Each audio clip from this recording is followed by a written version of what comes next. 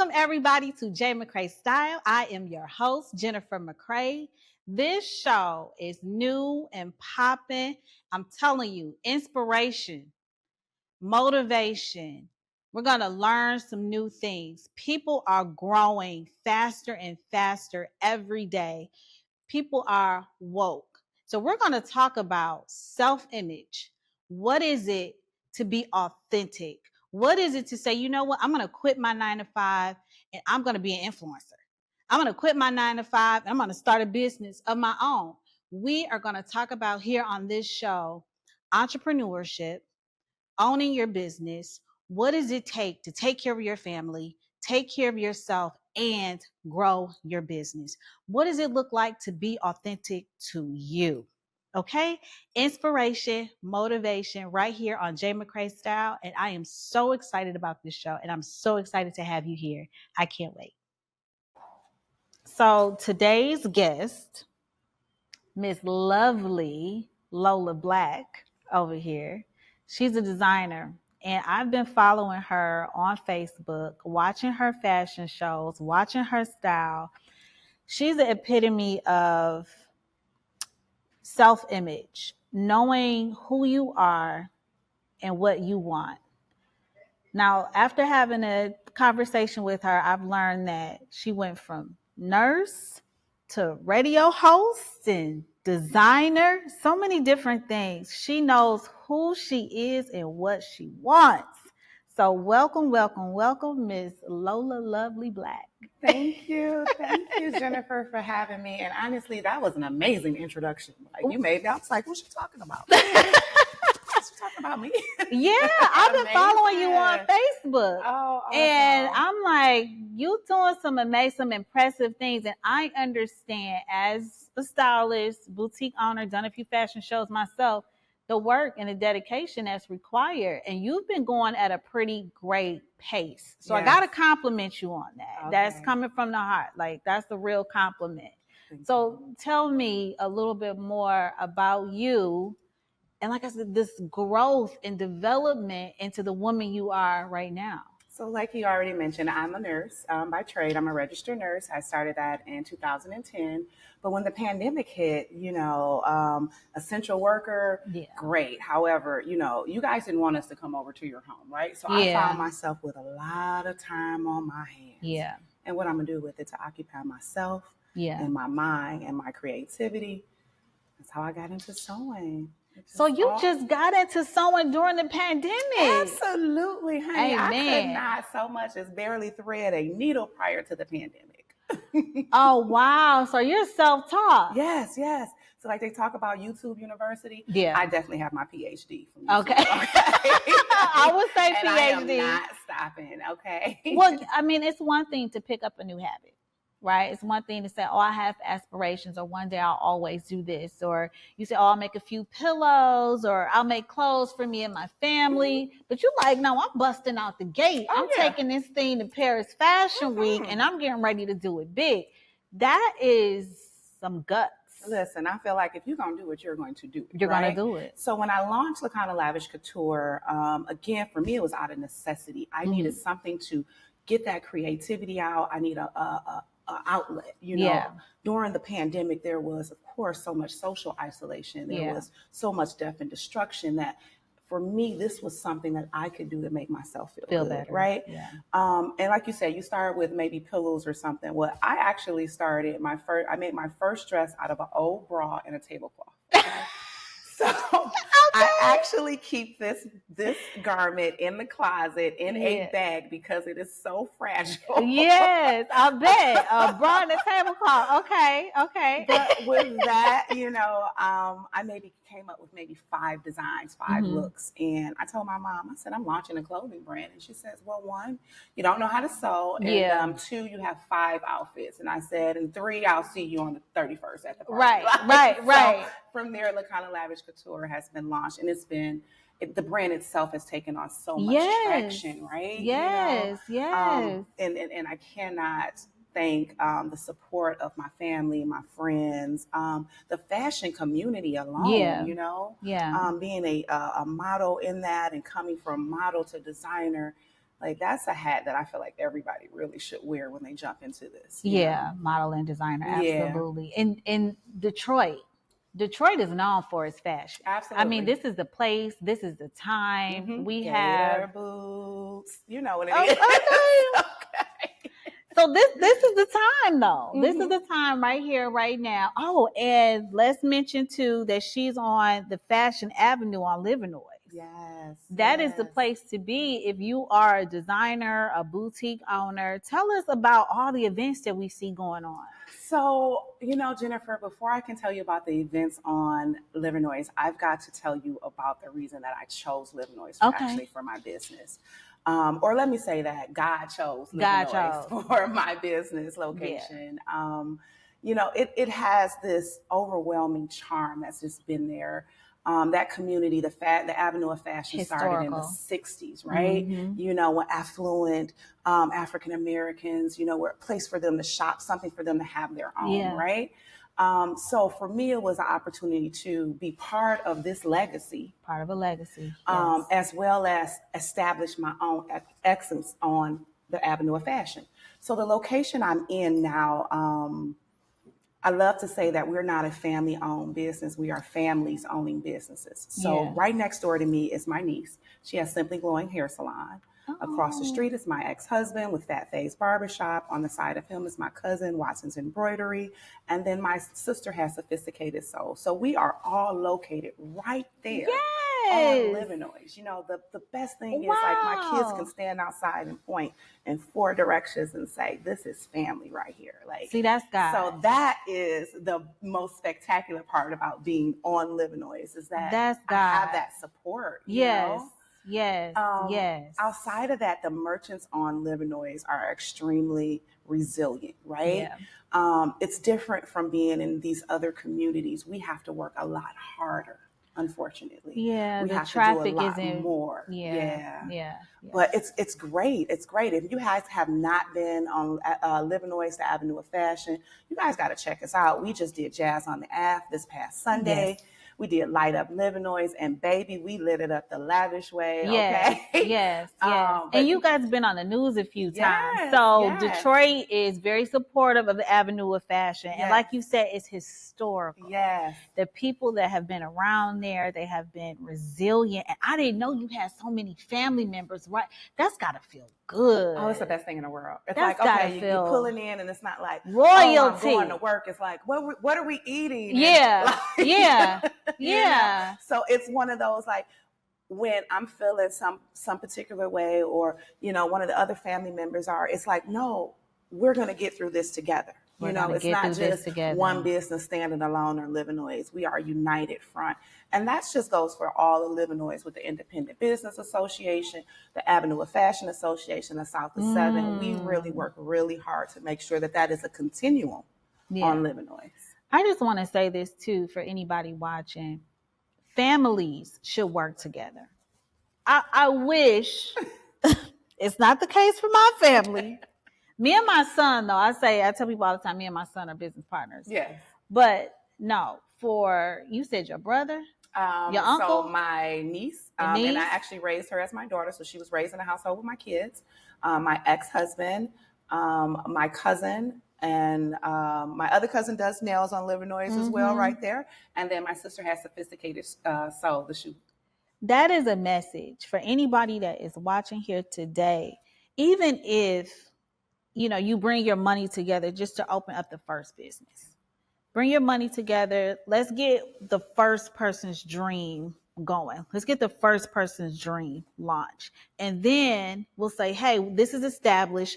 Let's work towards the next person's dream. Because a lot of times what stops people is the budget and the finance and the real estate, having enough credit. And do we want to take out credit? Do we want to fundraise and do it ourselves? These are all questions that I had to ask myself. And I'm sure a lot of other business owners had to ask themselves.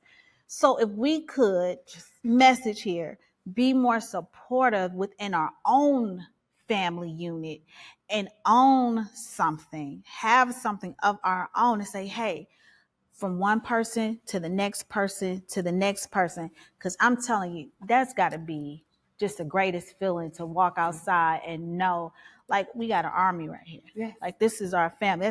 That just feels so regal and so royal right now. So I congratulate you. God has really truly shined and smiled on you and your family, and that's beautiful. I didn't know that. Thank you. That's beautiful. Thank you. Yeah, like I said, that's one of the best parts of being on Living Noise. The other part is that we are in the heart of the city. We are in a neighborhood. Yeah. Where are you going to find that many Black-owned businesses that you can shop, dine, and entertainment in one sector? Like the Living Noise corridor. Y'all haven't been there. Y'all better stop at 1738 Living Noise first, and then keep on down. I know y'all coming now. I know you coming now. So how would you define success now? So, I'm sorry. Go ahead. No, absolutely. Success for me happens every day. Every day.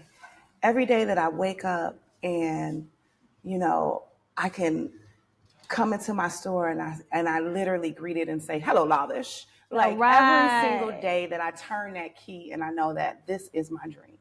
Every single day that somebody comes in to Lavish and they spend 2 hours there and they may not have purchased anything, but they have walked out with so much sense of purpose, feeling like a different person. So many times people come in the store and they just sit down and they start crying. And I'm like, and they're apologetic, like, please, I'm sorry, I'm crying. And I'm like, I wish I could tell you was the first person to do it today. Right. It's such a safe space. So to me, that's how I measure my success, how I make other people feel. So, as a store owner, someone who used to own a store, this is it for me right now. Your clients become your friends. Oh yeah. And it's great to build that relationship and have that safe space. I remember ladies coming in and they would talk about their husbands and their kids, and we would have a sip of wine. And that, building your own community, having girlfriends, your clients becoming your girlfriends. That's one of the highlights of being a business owner, how, you have an extended family and extended friendship sometimes, with your clients. So what's next for you? So coming up next is, what they say, Pinky, I'm trying to take over the world. Right? I see that. So honestly, we've got a ton of things. I'm participating in the upcoming indie fashion show that's going to be at the train station. I'm super excited about that because that's I'll be there. Is going to be a pivotal show. You'll be there. I'll be Great. there. I can't wait to see you there. Of course, we've got a lot of other fun stuff at Lavish, and we'll talk about that a little bit more. But I just want to kind of circle back, Jennifer, when you said that my clients become my family, right? They do. You start to spend way more time with them, right? Because you're in the store, or even if you're not in the store, you're talking to them over the phone. You're preparing their outfits. You're working on their aesthetic. You get invited to their weddings and their baby showers. Prom send-offs. Right. Because this was at the prom send-offs live. Yes. But with that being said, while you're being that person for them and have that extended family, you do sometimes lose the time with your own family. And as a business owner, I don't think a lot of people look at the shine of it all, right? It's hard on the families. It's hard on the people that support you, whether they're supporting you mentally, physically, financially, it takes so much from them, and it takes so much time away from them. It does. And even the time is spent with them is typically spent in the business. So, the level of quality there is not always the same. So, I find for me, that's like one of the hardest things as being a business owner is just being, how do I separate my time? How do I figure out how to manage It's Lola? hard. It's hard. Let me tell you, I have a therapist because, you want to share, but you don't want to share too much. And then your family is, my son, he's so important to me. My patience, I'm working from home, I'm in, I'm out. He does commercials, he's doing his thing. But the quality time when you just have to shut the world out and spend with your family is so important. There's a book called The One Thing, and it describes your kids, your spouse as a glass ball. And all the other things in your life are rubber balls. So you drop a rubber ball, what happens? You can pick it back up. But when it comes to your children, when it comes to your mate, your spouse, sometimes you can't pick that back up. You know, that glass might break. And so after reading that and going through life, like you said, you realize, you look up, you like, oh my God, I've been in front of this computer all day long. You know, I can't do that. It woke me up. That book just really woke me up to help me appreciate the realities of our family is non-negotiable. It's non-negotiable. Our time with our families is non-negotiable. And it's good. Like I said, it's a blessing from God to have so many of your family members right there with you and being supportive with you. Some of us don't have that, honey. So I'm telling you right now that is a real, real true blessing. And like I said, I encourage anybody, if you can, start a business with your family. Work with your family. Bring them in on it. Support somebody else's dream. See what you can do to be of service. You know, there's so many blessings that come along with just being of service and supporting somebody else's dream too. This is honestly how they get generational wealth. Everybody always says, I want generational wealth. Well, how do you think you build it? Yes. So this is how you get it. You keep that family connection, that community. Your family becomes the community. Your family becomes the community, and you become your own bank. Absolutely. Because bootstrapping is not easy. Listen, it's like, should I save or should I invest? Should I invest in myself? Should I invest in the stock market? What about this, life insurance policy? What about and there's so many things in front of you. But like I said, if you work as a family and you bring yourselves together and you support one another, even if it's one at a time, you can create your own bank. Because I'm telling you, I took out one loan and I will not be taking out another one. Okay? So I appreciate you. I love you. I'm so happy that you came on the show. Tell me, is there a message that you want to leave the people? Because your self-image, creating such a beautiful, huge, grand life for yourself. I mean, Paris Fashion Week, a lot of designers, I know that's a dream for them. What message do you have for people that's dreaming? Never give up. Just never stop. It's not going to be easy. It's not going to be overnight. Everybody always tell them you're like popcorn. You're not going to pop at the same time. It take a little bit more heat for somebody else to pop than it might take for you. So just take your time, but don't give up. Get a plan and make sure, like they say, SMART goals. I don't know if you know, but look up those SMART goals, honey, because you got to make sure that you can make sure it's timely, it's measurable, and you can get it done. But don't give up on it, because it will happen. It absolutely will happen. I'm a person who can tell you, from going from nursing, from saving lives in high heels, to actually just wearing high heels all the time. You're gonna get your dream. You're gonna get it. You're gonna hit it. Okay. Well, thank you, Miss Lola Black. Make sure you check out the Avenue of Fashion on Livernois, Lacana Lavish Couture. Peace, y'all. Thank you.